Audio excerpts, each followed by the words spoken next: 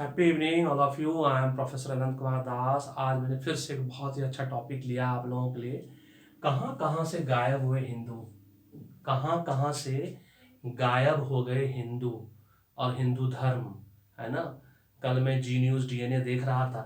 Source ये जी news DNA 15 फरवरी का है। सुधीर चौधरी जी डीएनए पे बहुत अच्छे एनालिसिस करते हैं, बहुत सालों से कर रहे हैं, मेरे ख्याल 10-15 सालों से कर रहे हैं।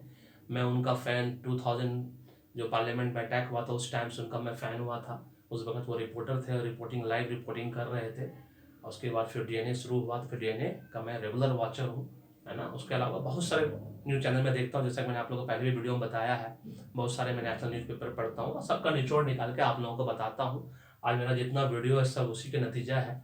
आज 25 सालों में मैंने जितना क्लासेस प्रोग्राम वर्कशॉप दिया पूरे हिंदुस्तान में, है ना। 1000+ इंस्टीट्यूशन, 250+ ऑर्गेनाइजेशन में, 300 सिटी इंडिया में, 20 राज्य, 20 देश के लोगों को, सबका निचोड़। 13 बुक्स का ऑथर मैं खुद हूँ।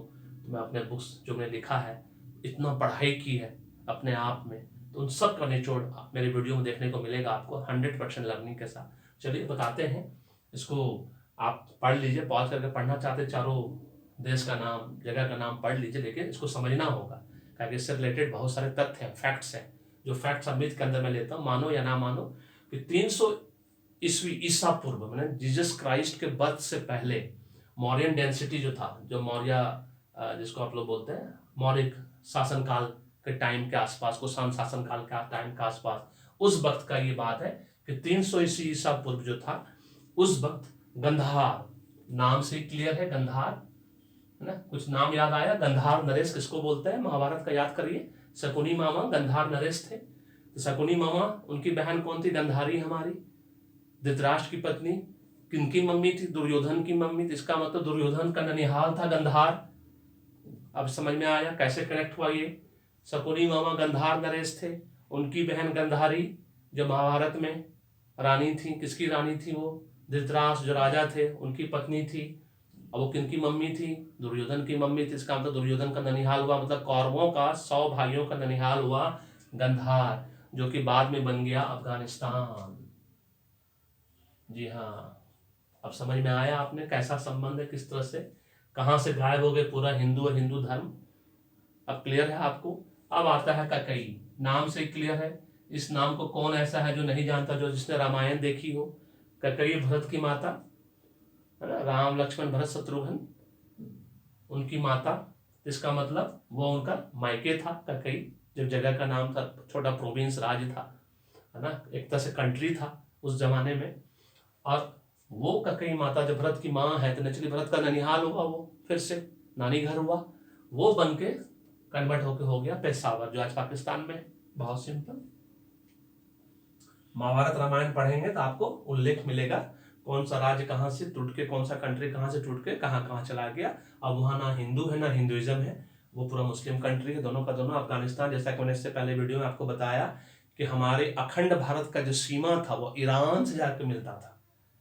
जी हाँ, 1980 में, 80 में, बहुत ज़्यादा लेट नहीं है, 1980 में ही। और उस वक्त राजा जयपाल वहाँ राज करते थे। उसके बाद जैसे जैसे मुस्लिम आक्रमणकारी आते चले गए, उसके बाद हमारी सीमा घट कर घटते घटते घटते अब बाघा बॉर्डर पंजाब तक सीमित हो गई है। ये अखंड भारत का नतीजा है। अब हम लोग यहाँ तक पहुँच गए हैं, ठीक है। तो उस वक्त इंडिया कितना बड़ा था, वो वीडियो जरूर देखिएगा, अखंड भारत वीडियो से बताया मैंने कैसे 8 कंट्री हमारे देश का टूट के अब इंडिया एक इकलौता कंट्री हो गया है।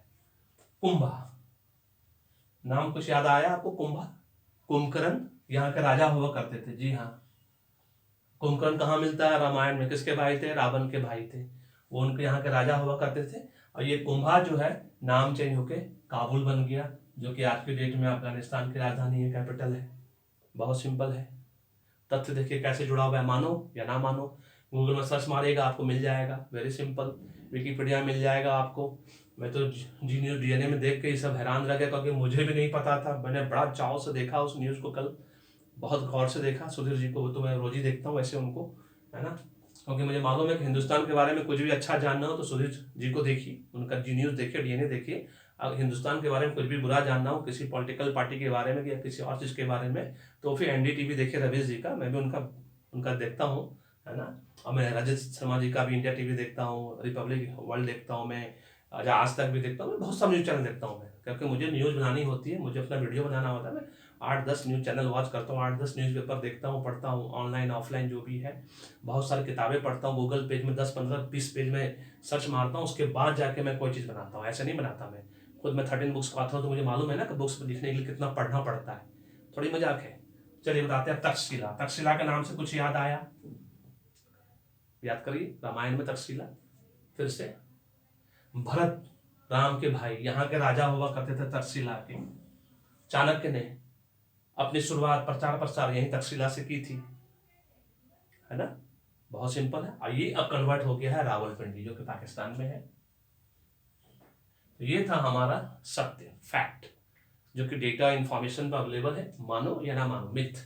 मिथ का मतलब मानो या ना मानो। बहुत सिंपल लैंग्वेज कहते हैं कि कहाँ कहाँ से गायब हुए हिंदू और हिंदुइज्म रिलीजन। ये था 4 जगह।